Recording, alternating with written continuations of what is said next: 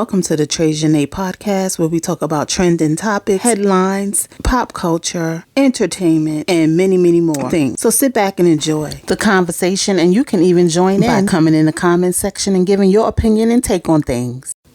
Hey everybody, welcome to my first podcast. I am here with my sisters, and we just gonna kick it and flow like we normally do when we sit down and chat it up. Our very first topic will be based off a real life situation which caused a little controversy over a decision that, this husband made after his wife transitioned. So sit back and enjoy. And if you like what you hear, hit that like button so I can be pushed up in the algorithm, subscribe, and hit that notification bell so you know when my next podcast comes out. So let's get right into it. I am here with my sisters, Oni, Shelly, and Special K. Say hi, ladies. Hello. Hi. We have our sister Special K joining us by phone today. So if she sounds a little echoey, it's because she's on the phone. But nonetheless, she's going to give her great opinion. So let's get right into it. The first topic we will be discussing is a husband who took very good care of his wife through cancer. They were married for 4 years, and in the 4 years, his wife had 4 brain surgeries. She had brain cancer. After the last surgery, the cancer came back aggressively, and the husband took care of her. He was her caregiver, nurse, and confidant at the end of the day. The issue is... Let me not say the issue is, because this is this man's life to live. It's his decisions. However, he got a lot of feedback and criticism, for the decision that he made, once his wife transitioned. The wife passed away in November of last year, and about September, October, he came out with a new girlfriend, and people have an issue with him moving on too soon. Less than a year. How do you guys feel about that? Special K, you up? No, I'm not.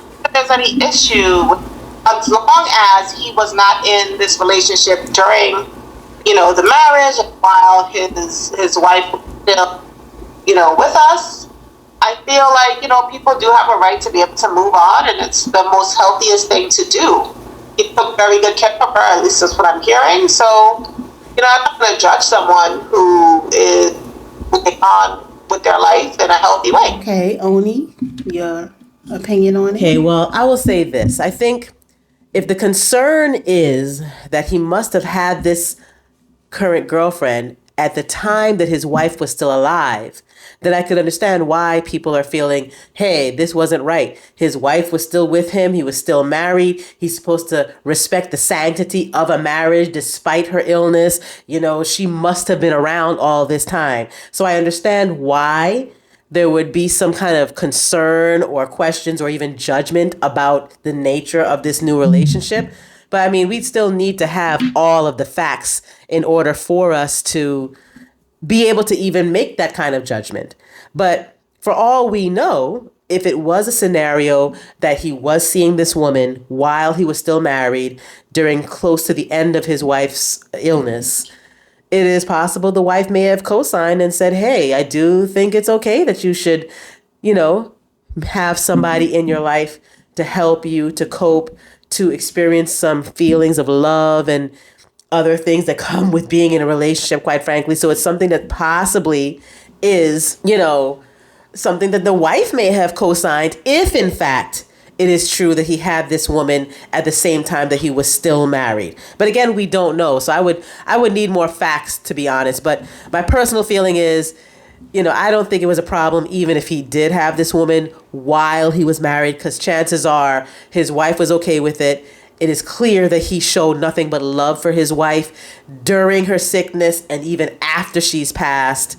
And there have been many cases where people are in a situation of terminal illness and they've given their partners the go-ahead to be in love, find love, because they didn't want their partner to mourn and alone. So that's just my take on it. All right, so we're going to move on to Shelly. What's your take on it? Hello, everyone. So I would have to agree with, I don't think there's anything wrong of him moving on, especially with how loving and caring he was with his wife. And even when you look at some of the videos and she's smiling with a bright, pretty smile, telling him thank you and I love you so much. And you can see that he was very nurturing towards her as her nurse, her confidant.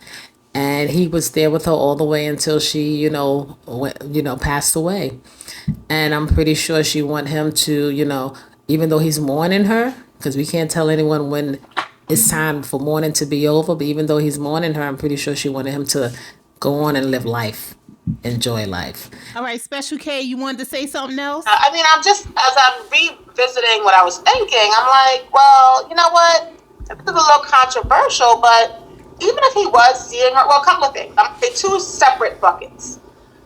If he was going through this with his wife, there's always going to be females who are waiting in the wings because they know that they have someone who is vulnerable. That's a possibility.